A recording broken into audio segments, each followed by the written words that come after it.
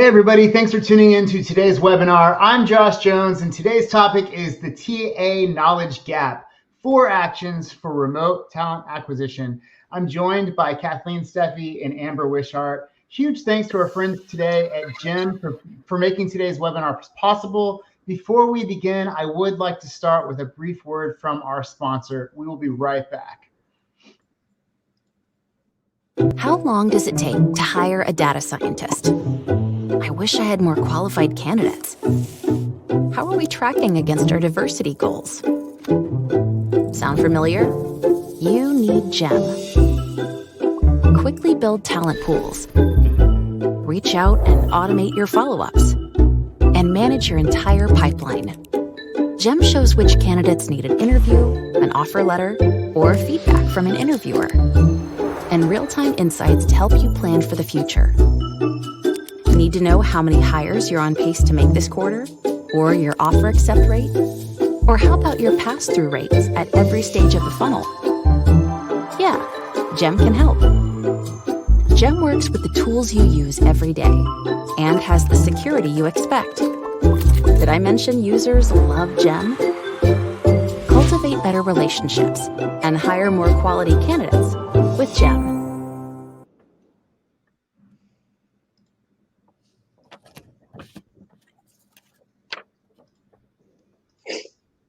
And we're back. Please make a note of the chat feature at the right-hand side of your screen. There's a chat area, which is really good for general discussion, but there's also a Q&A tab. If you have questions for our panelists today, please try to use the Q&A tab. We're going to have a couple of polls, actually, I think 3 polls later on in the presentation, so keep your eyes open for those.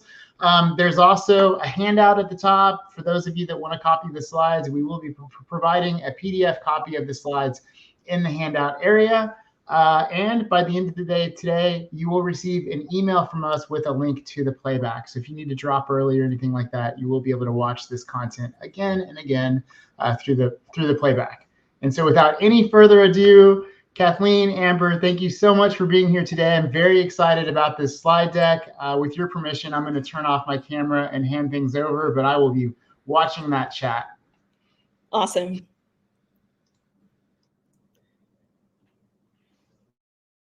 Thank you. We're just waiting for this. Here we go. Yeah, thank you so much for having us today. We're going to be talking about the TA knowledge gap and 4 specific efforts on how to bridge the gap and bring the remote talent acquisition, world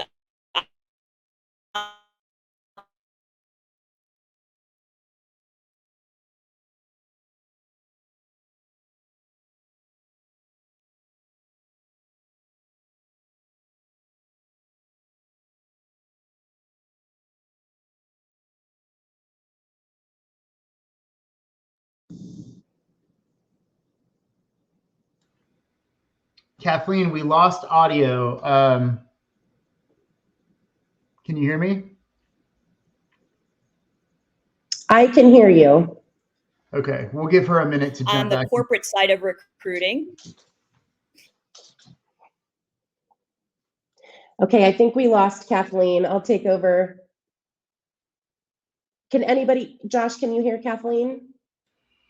I can't hear Kathleen, but I hear you loud and clear. Okay. All right, 1 second. Sorry about this.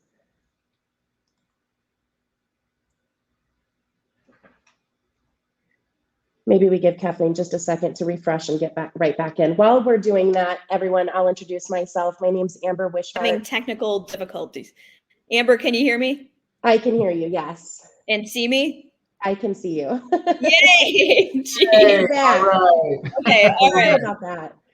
Go back to Amber. Amber, go ahead. Why don't you introduce yourself to the audience here? Yeah. Thank you, everyone. So, lead talent acquisition recruiter here at Naviga Recruiting. Thank you so much for having us, and thank you for being here. It's really an honor. I appreciate it.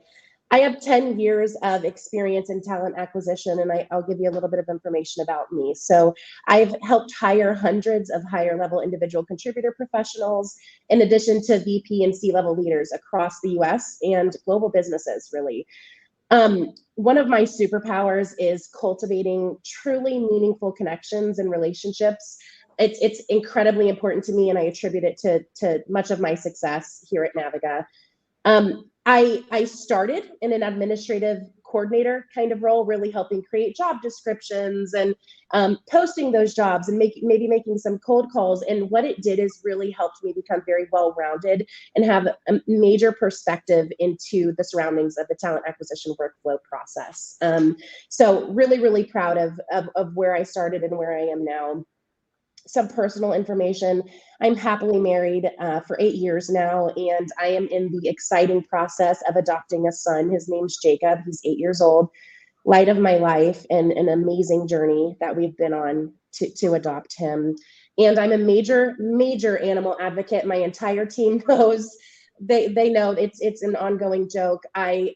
I just accumulate multiple animals constantly. Right now I'm up to 9 between cats, dogs, and rabbits. So that's a little about me. And on to Kathleen. Thank you. And Amber is the real deal. She is a dynamo and she is incredible in TA. I will say that. So I've been in talent acquisition for 27 plus years. You know, I started in corporate TA and with like pre-IPO software businesses, telecom companies, and led TA teams. And I've coached and advised many TA leaders, TA professionals, HR professionals, directly and indirectly as it relates to internal, you know, systems and processes and best practices. I love TA. I've never deviated from it. It's literally my passion and it's never ended. I've never gotten sick of it after all these years. It's kind of insane. So I also was a TA expert, or excuse me, not expert, expat. And I was overseas, you know, as an expat, and I expanded a software company and hired many internationals for that business. And so I loved it. I've got that kind of global knowledge too. And then for 22 years now, I've kind of been on the entrepreneur trend here for all this time after being on corporate TA.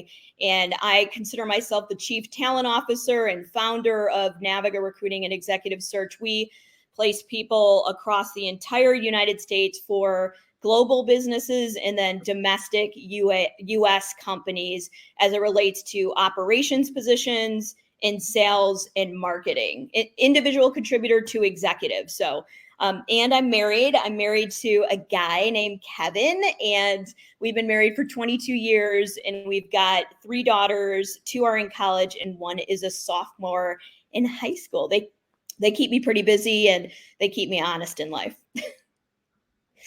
So I'm, you know, with Naviga for the past 22 years, it's given us a diverse kind of lens, if you will, on employers in talent acquisition practices all across the world, right? And what all these different industries are doing, how do they handle TA, what are their obstacles, and we've been helping them for many years. So we've been exposed to so many different systems and processes. None have been the same, right? Literally every day is a new day for us, and we constantly have to pivot and really look at how we do things differently every single day.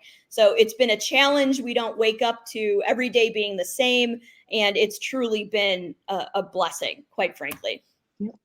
I love seeing the image of all of our employers together. It brings back some truly amazing memories over the years.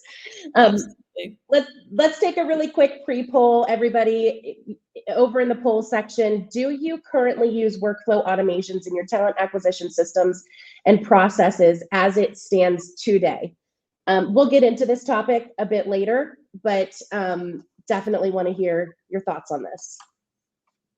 Also, while you're doing that, thank you already for doing this, letting us know where you're chiming in from. I love to see it. I'm seeing pretty much all over the United States and even globally. So just know that the chat section, we love questions. We want it to be collaborative and kind of free flowing. So feel free to chat anything in there. Josh will take care of you, and we'll also be checking to see if there's anything we can answer.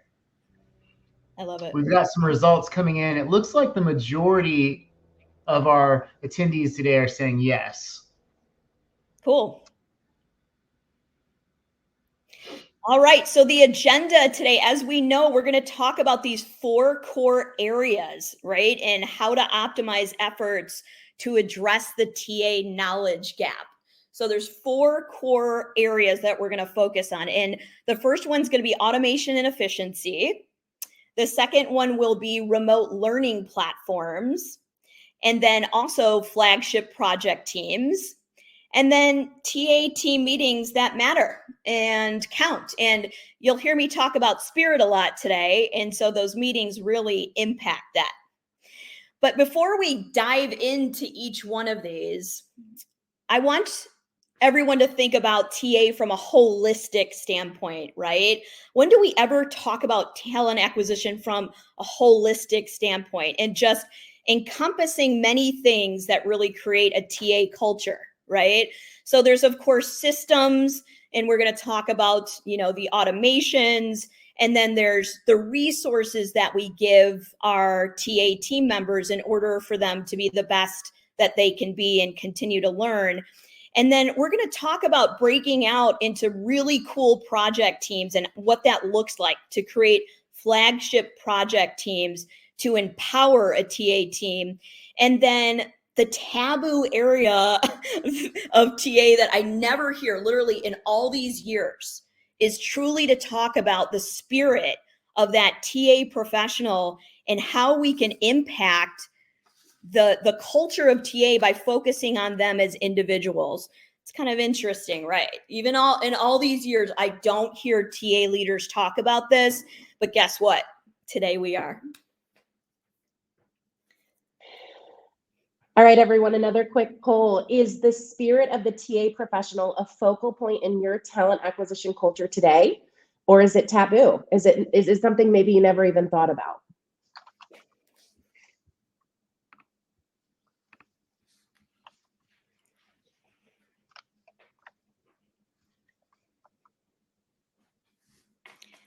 Yeah, a taboo TA culture, right? Like we tend to always want to talk about KPIs and not necessarily the people in the business. It's all about performance, KPIs, metrics. What about the people? Yep.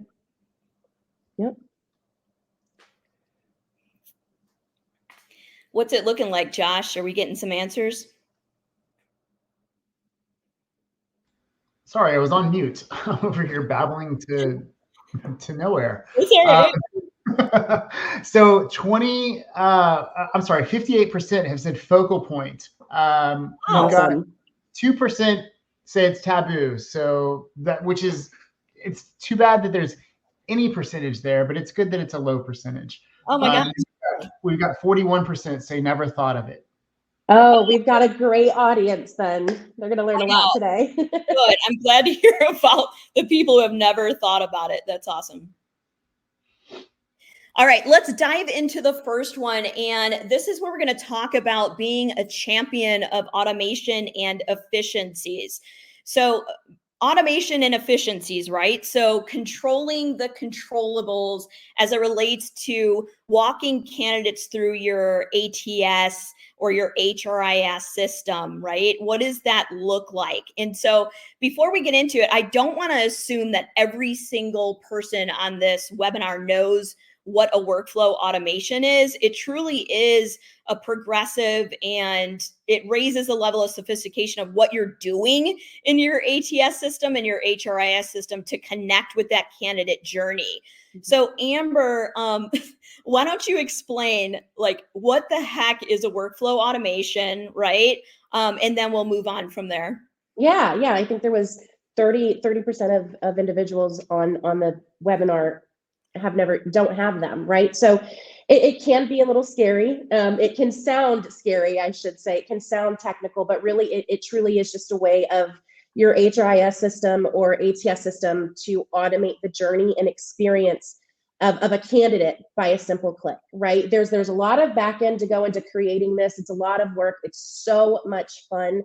If you're anything like me, it's a lot of fun. But it also allows you to monitor the talent acquisition professional activity and performance, sometimes at a granular level if you need to just get in there and see what things look like.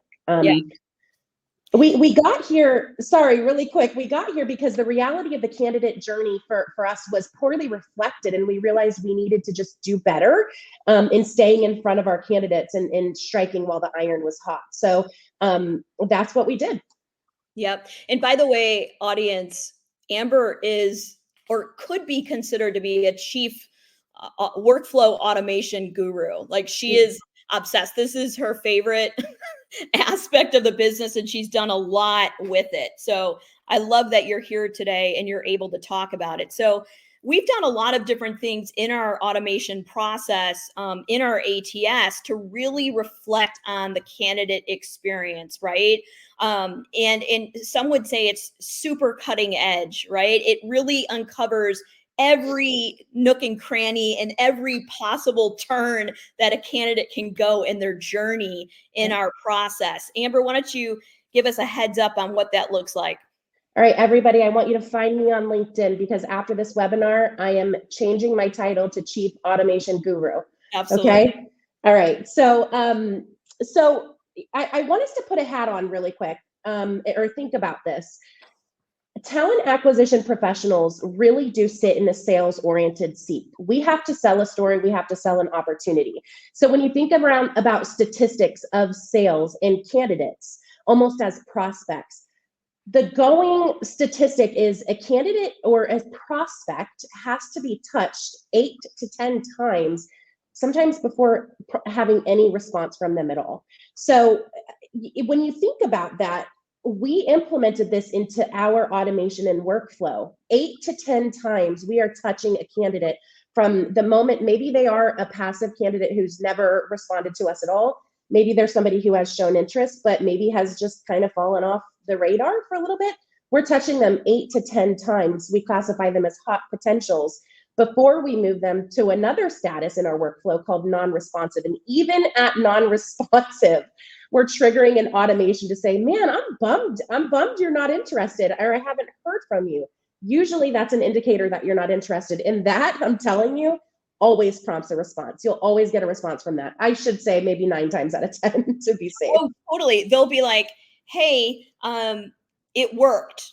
When can you talk? Like even on that 8th reach out, they'll say, hey, like your persistence paid off, right? Mm-hmm. So that's why we kind of have this relentless 8-step touch point that never gives up. It literally, because we see the result. I want to hear too in the comments, are you all at all getting near that 8 to 10 touch point when you're talking to candidates or trying to continue to reach out to candidates? Or do you give it 1 or 2 shots and you're out, dude? If they're interested, they'll get back to me.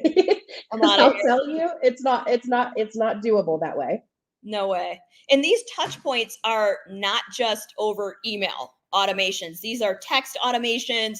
We're tracking how many times we try to call them. Like these are 8 touch points. So so the next area is one that we are super duper proud of. And it really has to do with our employer brand impact as it relates to these automations and efficiencies. It's a very, very exciting thing to share and success story. Mm-hmm. I'm looking at the comments, Kathleen. People are doing 1 up to maybe 3 shot max reach outs. This is going to be a game changer, you guys. It's going to be a game changer for you. I promise. Interesting. So we're really, really proud of this. So automations for Naviga single-handedly took our Google reviews from a 3.8 with maybe 7 to 15 reviews over 20 years. Okay, 20 years with 7 to 15 reviews out of 3.8 stars to a 4.9, almost perfect, with today 318 Google reviews in 2 years since implementing this. So it's incredible what it's done for our employer brand as well. And there's around 5 touch points in our workflow where we've automated asking for Google reviews. And some of it is when a candidate's on a high, right? Like right after you submitted them to a hiring manager, you want to get them and say, hey, go send me a Google review if you liked what you've seen so far. But to keep ourselves honest, we're also reaching out to the candidates and asking for Google reviews, all automated when we move them to a certain status. Maybe they're not a fit due to compensation. Maybe they're just not interested for whatever reason.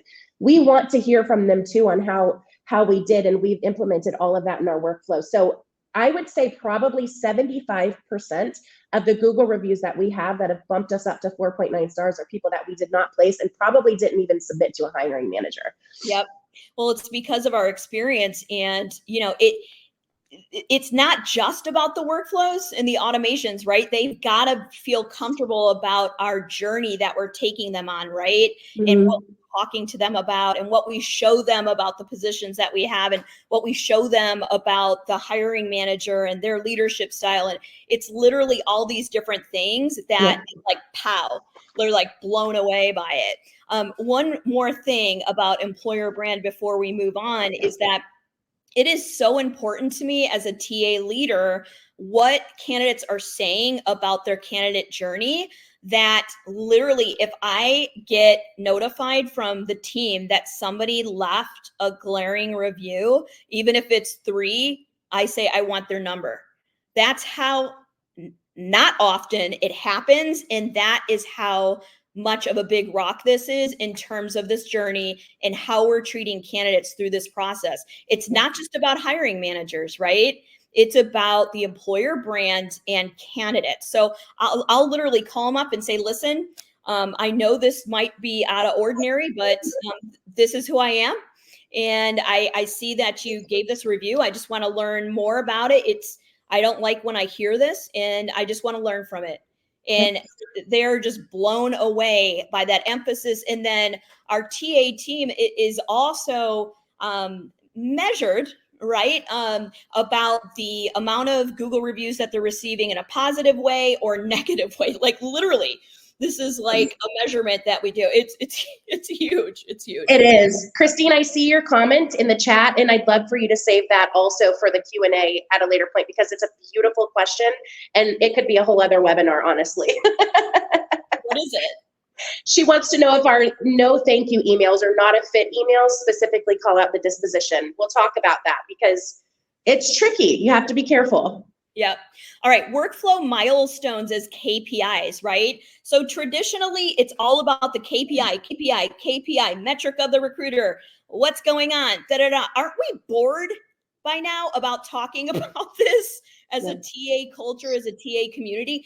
KPIs are very important, but what we do is we look at milestones in the workflow automation and see what's going on that is preventing progress, right? Or what are some best practices from a talent acquisition team member that they're doing that's getting more return, right? A positive return. So what is your perspective, Amber, on like using the workflow milestones as KPIs versus just drilling them down with like how many calls you've made and da-da-da-da? Yeah, so if you took your workflow as it is right now and made it as simple as possible, you might start at a brand new candidate sourced in your database or in your pipeline to screen scheduled or interviewing to submitted to client. You can keep it or a hiring manager and then maybe a hire. You can keep it as simple as possible. But when you're trying to identify those gaps and those roadblocks, specifically, Naviga has a 4 to 1 hire ratio. So 4 submittals often will get you that 1 hire that you're looking for ratio.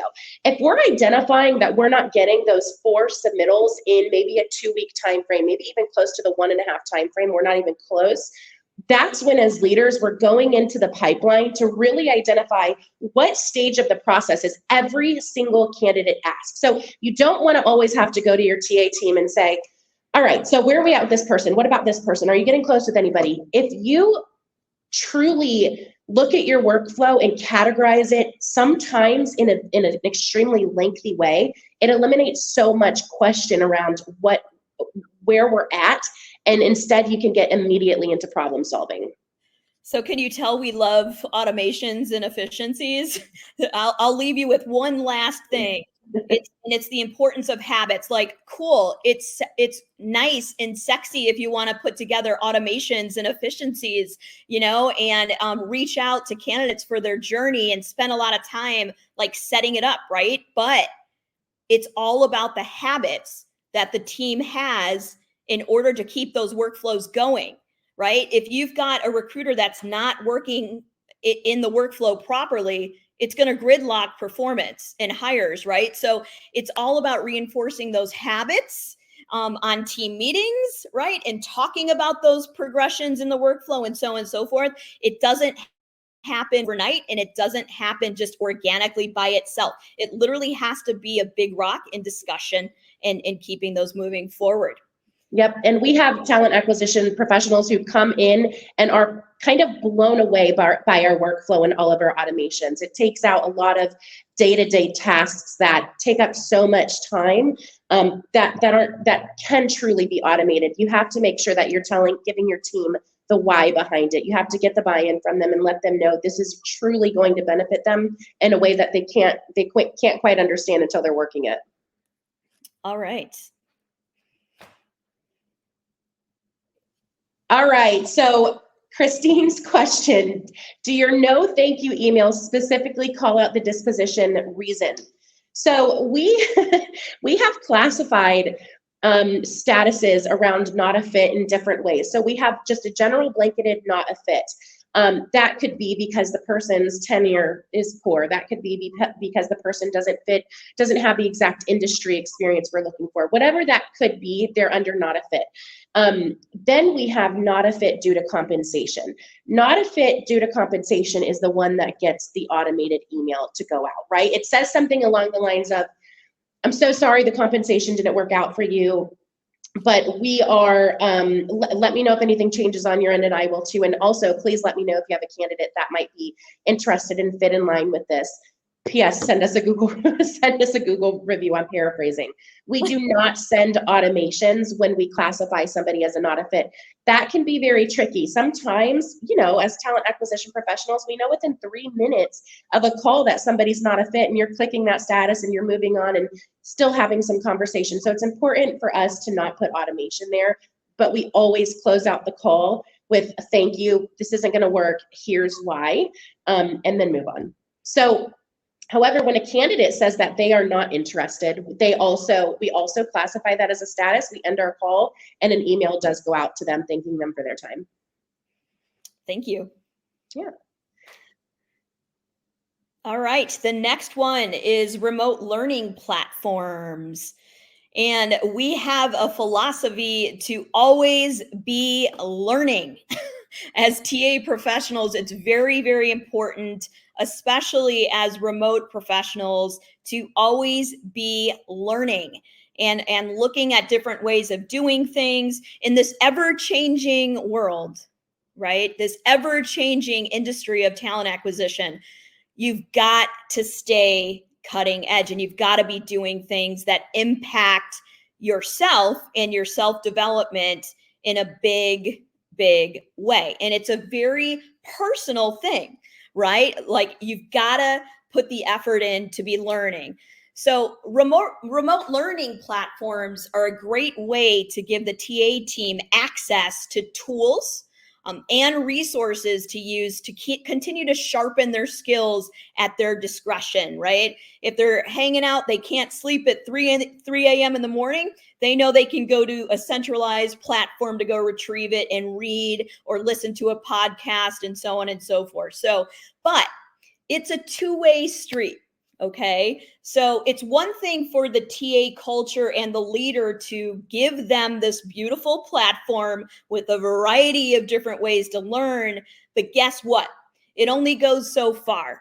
So the TA professional, they need to step up to the plate and own their own development and show effort and show that they've got this oomph in them where they want to do something bigger than they're doing right now. And Amber, what is your kind of quote, if you will, for the team in relation to moving ahead and making sure that they're doing things to move ahead in the right direction?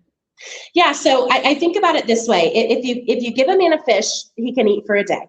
If you teach a man to fish, he can eat for life. And so I think it's our responsibility as employers to provide our team with access to resources to constantly learn. You can choose if you want to do that or not, but I think it's a very important thing, especially for the spirit of the team. But like Kathleen said, it is a two-way street. They have to want to do it. So that's another thing. So do the job you want, not the job you have, right? And in order to do the job you want, you've got to sharpen your development and own that, right? And use the different resources and tools that are at your discretion. So if you don't have a platform that we're about to discuss with you inside your internal organization, you've got to resource it out. And we've got different ways to do that. The impact is the development of the individual. So, right. So it's not just about keeping up with trends, right? And keeping up with what industries are doing. It's about thriving and doing the job you want, not the job you have, right? So there's so many different ways, and we take ours for an example. We've got a centralized platform that we offer our TA recruiters, and of course, I would not be doing justice if I didn't mention ERE Media, right? So Source, Khan Academy, and Talent Advisor, like literally nuts to bolts as it relates to recruiting skills, like anything from sourcing in the beginning and reaching out to candidates to executing and onboarding a new hire professionally, right? And then LinkedIn learning courses, again, a plethora of different things that you can research and type and say, okay, difficult candidate. And then LinkedIn has different webinars on, let's say, how to manage a candidate in the recruiting process when they're not disclosing what you need them to do, right? And then here's one that's super special to me specifically because I'm obsessed with it. It's not necessarily related to TA, right? But it does impact TA. So I love masterclass series, and they also have subscriptions for businesses, right? Where you can subscribe and get it in your budget for all of your TA team to have access to all the master classes out there. So master classes, so what are they? They're different, videos or audio on people who have been very successful in their life, people who are athletes, people who are gazillionaires, or people who are just well-known artists or designers, because people who are very successful tend to have similar characteristics and behaviors, right? That can cross over into the TA behaviors that we want, right? Diligence, somebody who's a high-level communicator, right? Somebody who doesn't give up, somebody who wants to show up and do more than what they're doing today to get visibility. So master classes are awesome. And I'll move on to professional associations. I could literally give a master class on master class series. So SHRM, of course, listen, it's been around, since the day of dawn, SHRM, right? So many different talent acquisition and HR practices that you can go and look. And now they have webinar series and podcasts. And then there's Toastmasters.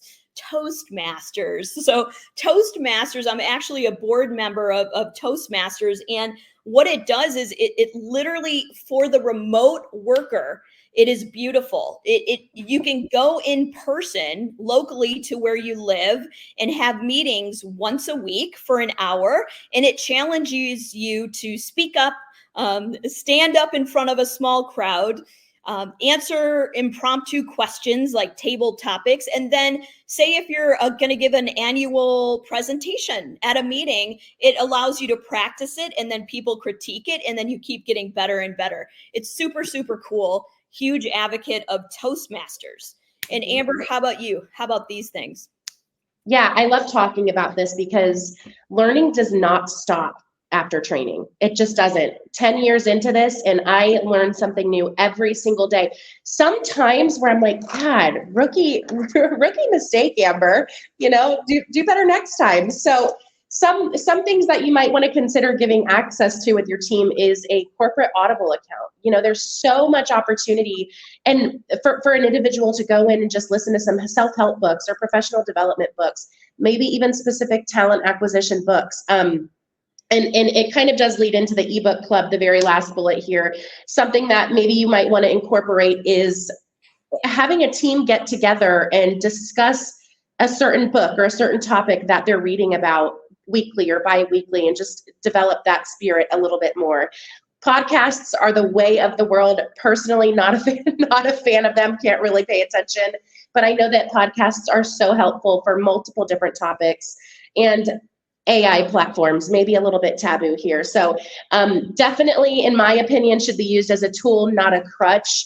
Think about maybe using this or incorporating this into your team as a way to create a really complex Boolean string. It's so good for that. Or a way to generate certain keywords that maybe you just can't think about, at the top of your head. So think about using AI for that, maybe ChatGPT or any other AI tool.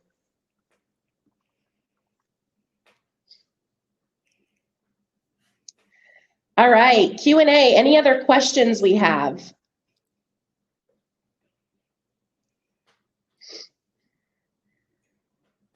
I know Christine's saying if you have an Amazon account, Amazon has first reads, first of the month ebook for free. Lots of different titles. Oh, I love that. All right, you're teaching us something. All right.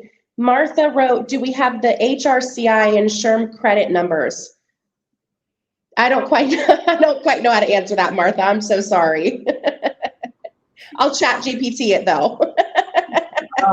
Regarding the HRCI and SHRM numbers, send me an email directly and I'll help you with that. Joshua@ere.net. Thank you. Thank you, Josh. All right, we can move on.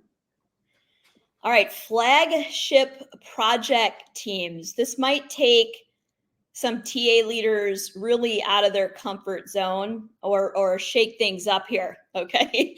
So flagship project teams are dear to my heart. It's a way of challenging the TA team member in such a way that they're not expecting.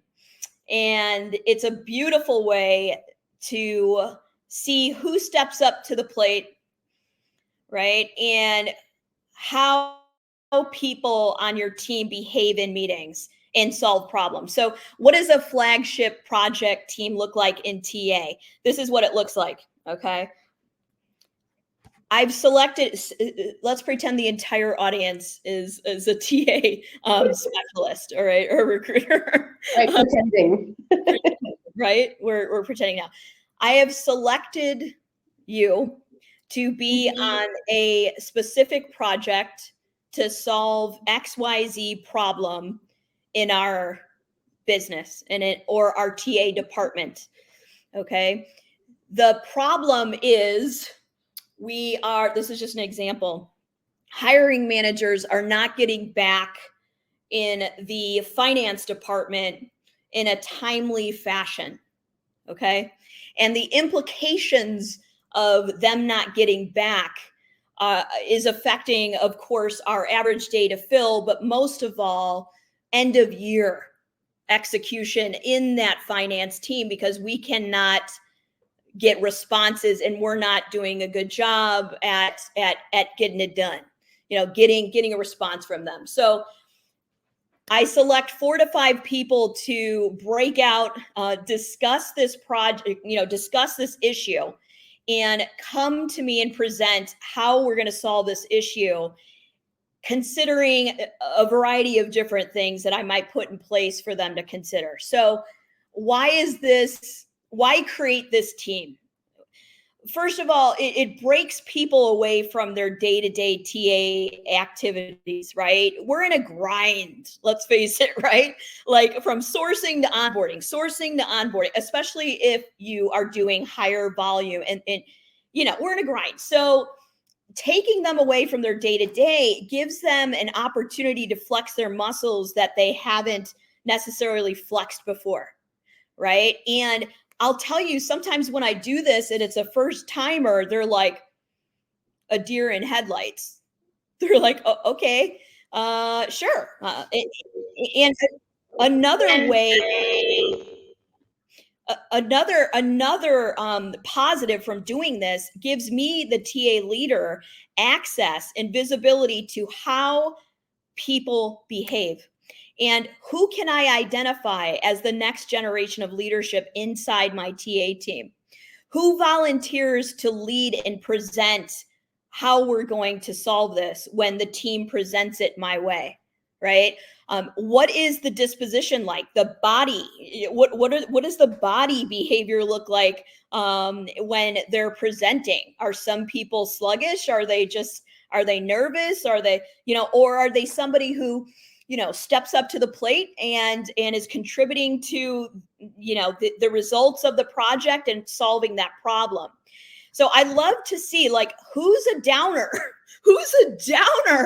on this project team, and who's the bright light, right? And most of all, though, let's face it, it's a strategy to solve problems, and always look at how to continuously improve gaps in the business, problems in the TA business, and then move ahead and solve problems. And the beauty of it is, 9 times out of 10, my team can solve it better than I can. If I have an issue and I put it on a platter to my team and say, I've selected you 4 or 5, you go solve it, present it to me. Let's see where we're going. And like I said, 9 times out of 10, they impress me in a way. It's some angle that I haven't thought of, and that's why I need to do it, and that's why they're on the team. So I love it. I love doing it. It's a very progressive forward. So Amber, before this section, can you just example of team? So one example, we're always thinking really too. So how do we stand with once they're played just with them anymore? Maybe not necessarily from a standpoint, but some were situations around first day. Think about things that more. But 1 week in 6,965 higher.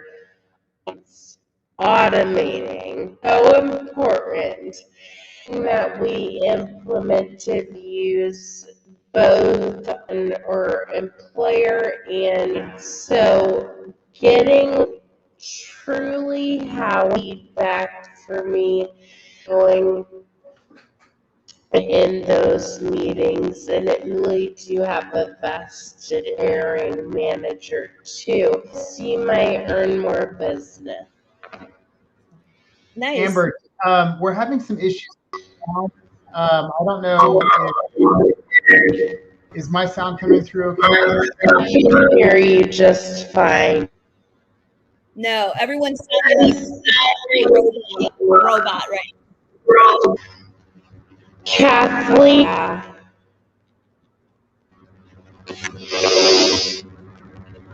One second. You hear me okay, right? Can you answer yes or no? Your head no.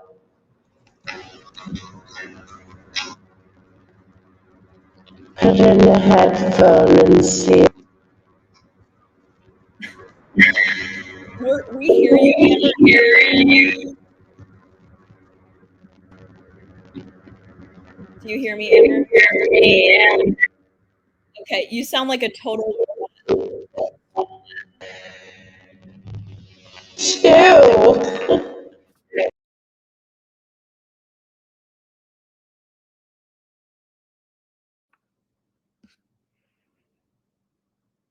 All right, let's see what happens when we go to the next one.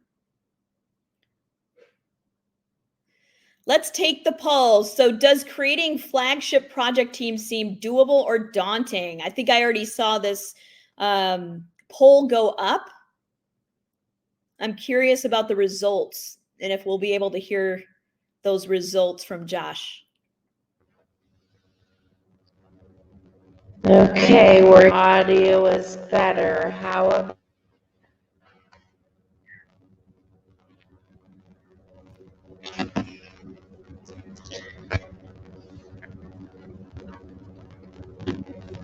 All right, let's move on to the next one.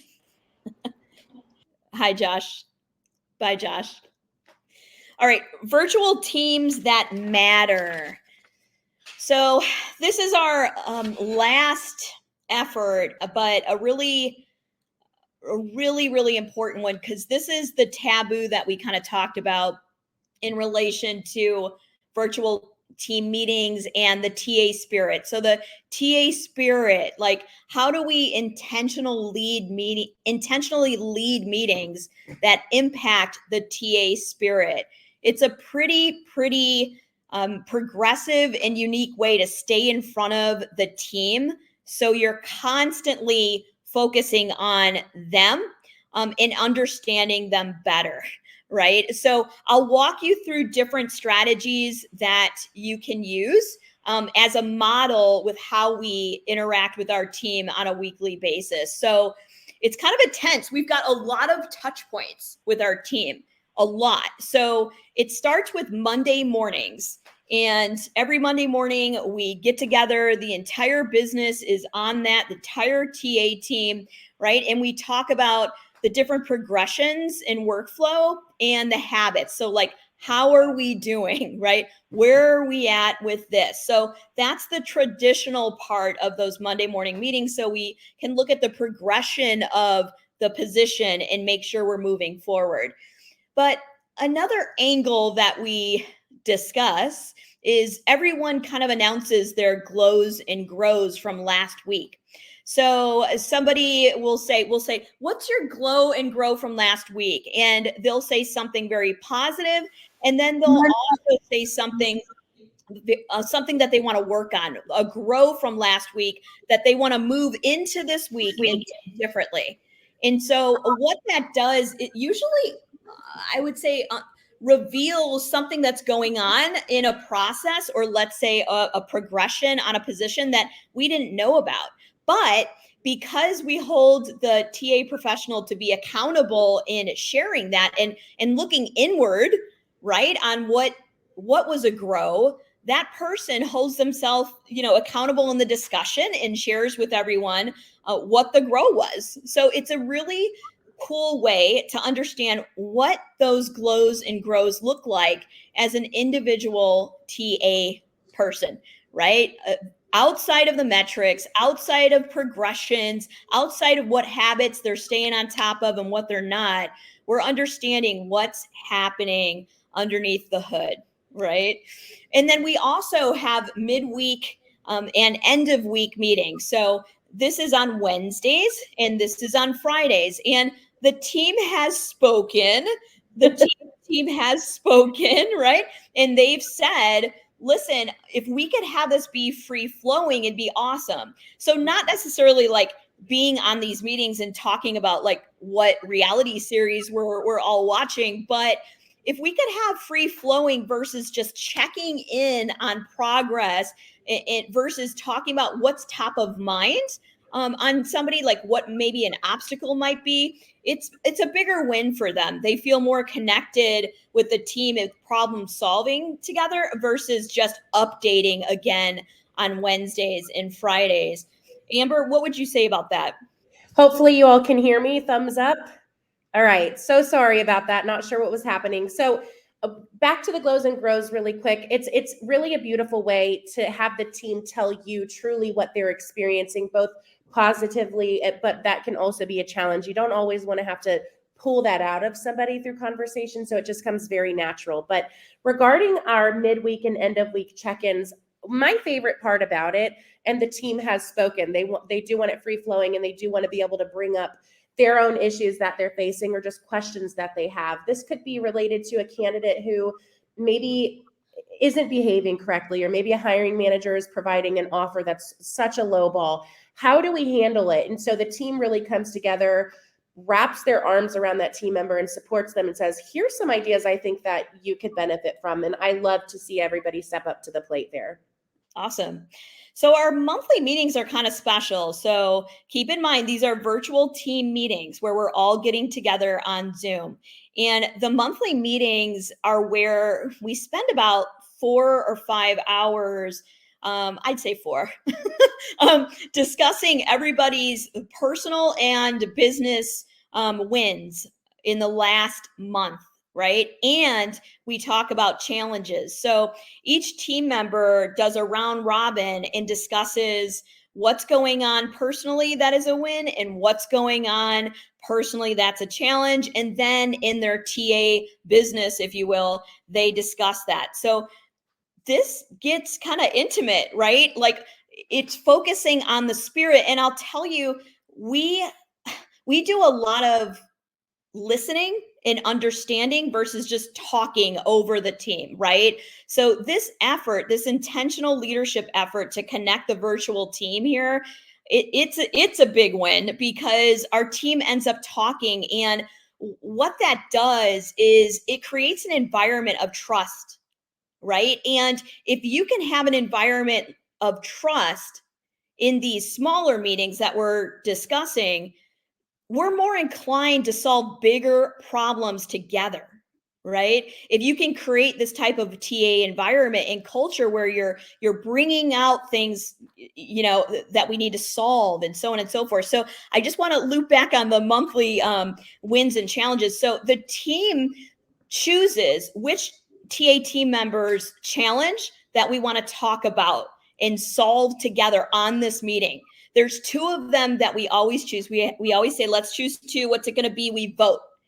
And so we have a formal process that we go through, and it's formal, right? The team, I always have to interrupt the team and remind them of the process and stuff like that. It's so obnoxious, I'm sure. But I say to them, listen, let's go around. Let's ask questions about that challenge. And we go around and ask questions. Sometimes it's 5 minutes of questioning. Sometimes it's 15 to understand that challenge more. Mm-hmm. And then after we all agree, all right, we're done asking questions. Nobody has any more questions. We go to problem solving, and each person gives their recommendation on how to solve that problem. And it could be a TA business process problem, or it can be a really big personal problem about, let's say, not being able to sleep through the night, right? Yep. And that person's been doing that for a couple of months. So Amber, what else would you say here about monthly meetings? It's always just so nice to hear new team members come in who maybe are newer to talent acquisition, or maybe have 20, 25 years under their belt in terms of talent acquisition, come in and hear their thoughts on how our meetings are. They're so warm and inviting, and we get down to business at the same time. Like, we really get down to business. It's been described as therapy, thinking of it both professionally and personally. The team, especially new team members, are quite blown away by these meetings. Yep. It's super duper cool. And just again, I'll say, these collaborative meetings where we're listening and people are talking about their challenges and we're supportive, it really gains trust about solving bigger issues. They're more open to come to you and come to us about solving bigger issues in TA. And then listen, the annual meetings, self-explanatory, right? We fly everybody in, we're seeing each other, we're team building, there's a bunch of knowledge sharing going on, people are presenting, we invite our hiring managers to come and present on their plans for the new year, and so on and so forth. It's just a really good way to continue that team building, and then challenge some that have never gotten up in front of others and present on their stuff. Yeah, I think it's so important too, in a world where so many companies are fully remote. I think it's really important to think about, how can we get together, even if it's just once a year, and see each other face to face. So much comes out of those meetings. You learn a lot about people that you work with and spend a lot of time with day to day. Yep. So this is Kathleen's favorite question. After ending every meeting, what is your greatest takeaway? So please let us know in the chat. Are you somebody who you think you're going to probably, start up some systems, some workflow automation? Are you thinking of, providing more resources around training and in an e-learning library? Are you going to be implementing, more ways to empower your team? And again, for that, I think maybe it was around 50 or so people who said spirit wasn't really a focal point. Is that something that you'll take away from this first and foremost? I love it. Margie says empowerment. Yes. I love it. Yes. I love it. Project teams. Love it. Well, we do have a couple of minutes for last minute questions if anybody wants to ask. George said he is implementing automation for sure. As a chief automation officer at Naviga Recruiting and Executive Search, let me know if you have any questions on the side. Happy to help there. Christine says, do you announce the projects and let the TA team pick which one or two they would like to work on, or do you pick the team? Oh, no. I pick the team strategically, right? And nobody ever knows what the projects are going to be. It's kind of a secret that I have and that I want to maintain after observing gaps and things in the business, or say if a team member brings up a gap, I'm like, all right, I'm going to give it out to the team. And I love diversified team members on the team, right? And it doesn't have to be all about TA too, right? It could be about marketing. How do we market the business or employer brand and you know, things of that. It's just diversified. But I love changing up the team, so no one ever knows. To Martha's point, Martha wrote, she lets recruiters weigh in on what they want to work on. And I'll say that's a part of our team big time too. You know, there's things maybe mentioned in our monthly meetings like, hey, this is something we need to work on as a team. And she's looking to see who does step up to the plate and say, you know what, I'm gonna call this out and I'm gonna do something about it. Maybe gather a team together. So there's so much opportunity for that in our business for sure. Thank you, Kelly. Thank you so much. Thank you for joining us. Megan Heinz wants to know, Kathleen, what is your best advice for a new TA leader? Look at it holistically. Start out looking at it holistically. I know that might be intense, right? Because everything is daunting, but stick to your authentic self when you're leading. Certainly look at the KPIs and the progression of things, but, you know, really focus on the individual spirit in that person on the TA team. You know, gain that trust. It's huge. It really is huge. Yep. Tracy, thank you so much for joining. Thank you, everyone, for keeping this free flowing and chatting and giving your ideas and thoughts. So helpful. Sorry for my audio issues. It's all right. I've had a lot of fun. Listen, as we leave each other, I've had so much fun. It's been really, really cool talking about these things. And I know that there's a lot to take in with this webinar. I feel like for somebody who said we listen, right, to the team to understand, it's a platform here that all we're doing is talking.